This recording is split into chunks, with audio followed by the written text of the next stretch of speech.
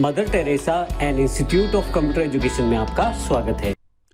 Hello friends, triple C की series में आपका स्वागत है। मेरा नाम है वरिंदर सिंह।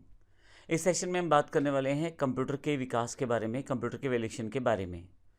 सबसे पहले बात करते हैं कंप्यूटर का विकास किस प्रकार से हुआ। हम यहाँ पे बेसिकली कंप्यूटर जब विकसित हो रहा था तो कौन कौन सी डिवाइसेस उससे पहले विकसित हुई और कंप्यूटर तक हम कैसे पहुँचे उसकी जानकारी लेने वाले हैं।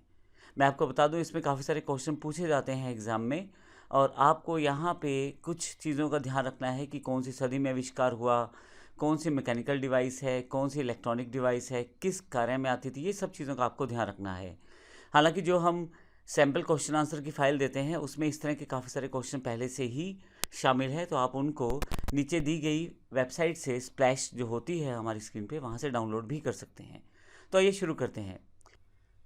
जो कंप्यूटर या लैपटॉप हम आज प्रयोग करते हैं वो आज की दिन नहीं है, उसके लिए काफ़ी सदियों से मेहनत की जा रही है और इसके लिए उसको स्टेप बाय स्टेप काफ़ी सारे चरणों में उसका अलग अलग रूप में आविष्कार हुआ, फिर उन चीज़ों को जोड़ा गया, फिर नई चीज़ें ऐड की गई। इस तरह से एक कंप्यूटर के रूप में आज जो डिवाइस हमारे पास है उसका हम प्रयोग कर पाते हैं। तो कंप्यूटर के विकास में सबसे इम्पोर्टेंट और पहला नाम एबेकस का है। यह कंप्यूटर के इतिहास का सबसे पुराना डिवाइस है। हालांकि ये बिल्कुल कंप्यूटर से मैच नहीं करता। यह एक मैकेनिकल डिवाइस होता है जिसमें एक तारों का फ्रेम होता है। इसे चाइना में 16वीं सदी में आविष्कृत किया गया था, यानी कि इसे बनाया गया था 16वीं सदी में चाइना में। अगर आप बच्चों के लिए एक स्लेट देखें तो उसमें तारों में बिट पिरोए रहते हैं, जो आजकल भी मार्केट में मिल जाती है। कुछ इसी तरह का यह डिवाइस था एबेकस, जिसमें बिट्स रहते थे, छोटी छोटी गोलियां रहती थी तारों में। आप एबेकस का प्रयोग कैलकुलेशन करने में कर सकते थे, जैसे जोड़ने में, घटाने में, गुना करने में। और ध्यान रखिएगा ये मैकेनिकल डिवाइस था, अर्थात इसमें कोई भी इलेक्ट्रॉनिक तार वगैरह लगाने की ज़रूरत नहीं थी। यह एक मैकेनिकल डिवाइस था जो आप नॉर्मल प्रयोग कर सकते थे बिना किसी बिजली के। इसके पश्चात जैसे एबेकस आविष्कृत हुआ, उसके पश्चात 1617 में एक नेपियर बोन ने अलग से डिवाइस बनाई। इसे नेपियर बोन्स भी कहा जाता है। इसका यूज़ भी एडिशन, सब्सट्रैक्शन, मल्टीप्लिकेशन, डिवीज़न इत्यादि के लिए किया जाता था। उसके नेक्स्ट पार्ट में जब 1620 में विलियम आर्टेड ने स्लाइड रूल को आविष्कृत किया। अब आप प्लस माइनस गुना भाग तो कर सकते थे, अब उसका एक नया पार्ट जोड़ा गया, वर्गमूल, यानी कि स्क्वायर रूट और लॉगरिथम। इसके अलावा ट्रिग्नोमेट्रिक फंक्शंस, इन सब के लिए आप स्लाइड रूल का प्रयोग कर सकते थे। विलियम आर्टेड ने 1620 में इसका आविष्कार किया था। अब ध्यान रखिएगा, आपसे अगर जो क्वेश्चन पूछा जाता है वो ये पूछा जाता है स्लाइड रूल में क्या क्या चीज़ें की जा सकती हैं। उसमें आपके पास ऑप्शंस दिए जाएंगे, आपको इन चीज़ों का ध्यान रखना है ट्रिपल सी का खासतौर से एग्ज़ाम देते समय। अगला हमारे पास है पास्कल कैलकुलेटर। ब्लेज पास्कल ने एक मैकेनिकल डिजिटल कैलकुलेटर का आविष्कार किया 1645 में। अब यह मैकेनिकल और डिजिटल प्रारूप था, अर्थात कुछ इसको बिजली चाहिए थी और कुछ यह मैकेनिकल डिवाइसेस के साथ मिलकर काम करता था। काम ये बेसिक ही कर पा रहा था, जैसे जोड़ना, घटाना, यानी कि एडिशन, सब्सट्रैक्शन इत्यादि। लेकिन मुख्य बात यह थी कि एक मैकेनिकल प्लस डिजिटल कैलकुलेटर था। इसके पश्चात एक मैकेनिकल कैलकुलेटर लाइबनिज ने आविष्कृत किया 1671 में, जिसका यूज़ फिर से एडिशन, सब्सट्रैक्शन, मल्टीप्लिकेशन, डिवीज़न के लिए किया था। लेकिन कहीं ना कहीं थोड़ा सा फास्ट था ये, और काम करने की गति इसमें बढ़ गई थी और काउंटिंग इत्यादि आप बड़ी फास्ट कर सकते थे इसमें। नेक्स्ट जो पार्ट है, Charles Babbage. Charles Babbage computer के पिता कहे जाते हैं। मैं आपको ये भी बता दूं कि कई बार ये क्वेश्चन कई एग्ज़ाम्स में और कई जगह पूछा जाता है। चार्ल्स बेबेज ने 1822 में जो मशीन बनाई थी उसे डिफरेंस इंजन कहते थे। अब बेबेज का कंप्यूटर के विकास में बहुत बड़ा योगदान है, तभी इन्हें कंप्यूटर का पिता कहा जाता है।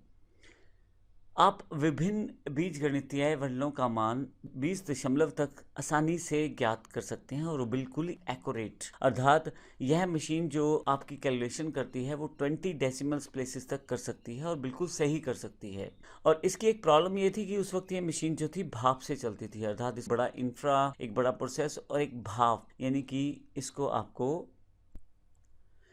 चलाने के लिए आपको स्टीम की आवश्यकता होती थी। लेकिन उन दिनों में नॉर्मल व्यक्ति तो इसका प्रयोग बिल्कुल नहीं कर सकता था, क्योंकि साइज़ भी बड़ा और उसके लिए रिक्वायरमेंट्स भी ज़्यादा। लेकिन फिर भी कमर्शियल एरियाज़ में इसका यूज़ होना शुरू हो गया, जैसे डिपार्टमेंट, पोस्टेज डिपार्टमेंट है या रेलवे डिपार्टमेंट है, बीमा डिपार्टमेंट है, इन कमर्शियल एरियाज़ में इसका प्रयोग करना शुरू किया गया। इसके पश्चात एनालिटिकल इंजन का आविष्कार हुआ। चार्ल्स बेबेज ने यह मशीन तैयार की। में अब इनपुट आउटपुट स्टोरेज भी अवेलेबल थी, कंट्रोल भी था। इन सबको मिला के एक मशीन आविष्कृत की गई जो ये कह सकते हैं कि आज के कंप्यूटर का एक बेसिक टेम्पलेट कहा जा सकता है, एक रफ प्रोसेस कहा जा सकता है, जिसमें आप मैथमेटिकल कार्य कर सकते थे, बल्कि अपनी जो आउटपुट आई है उसको स्टोर भी कर सकते थे। और यह ऐसा पहली बार किसी डिवाइस में किया गया था।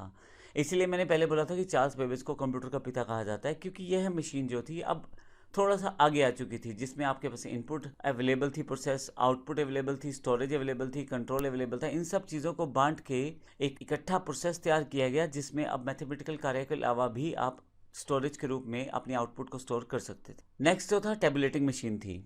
1880 में हार्मन हॉर्लेथ ने इसका आविष्कार किया था। यहाँ पे थोड़ा सा डिफरेंस इसने ये किया कि इन्फॉर्मेशन को स्टोर करने के लिए पंच कार्ड का प्रयोग किया।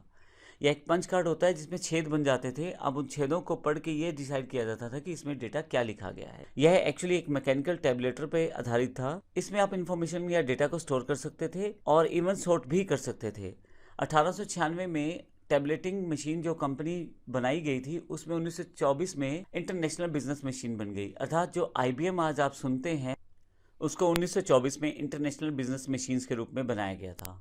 अगर हम आगे की बात करें तो नेक्स्ट फेज में हमारे पास बेसिक कंप्यूटर का एक ब्लॉक तैयार हो गया था कि हमें क्या क्या चाहिए होती है। अब हम आगे की बात करें तो हमारे पास कंप्यूटर के विकास में एक बेसिक ब्लॉक तैयार हो गया था कंप्यूटर का, कि इसमें एक इनपुट होना चाहिए, एक आउटपुट होना चाहिए, एक हमारे पास प्रोसेसिंग प्रोसेस होना चाहिए। अब मार्क 1 इस दिशा में एक पहला कदम और था। 1930 में ये मशीन विकसित की गई थी, लार्ज नंबर।